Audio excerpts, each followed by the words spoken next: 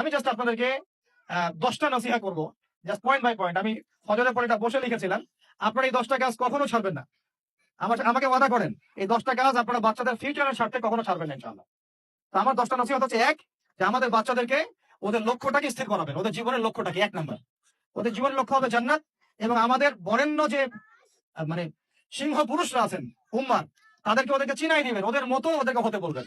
তোমাকে হামজার মতো হতে হবে, তোমাকে খালিদের মতো হতে হবে, তোমাকে ওমর ইবনে খাত্তাবের মতো হতে হবে, তোমাকে আলী ইবনে আবি তালেবের মতো হতে হবে, তোমাকে মারিয়াম আলাইহিস সালামের মতো হতে হবে, তোমাকে আয়েশার মতো হতে হবে। এই চেতনাগুলো ছোটবেলা থেকে ওর মধ্যে ইনস্টল করে।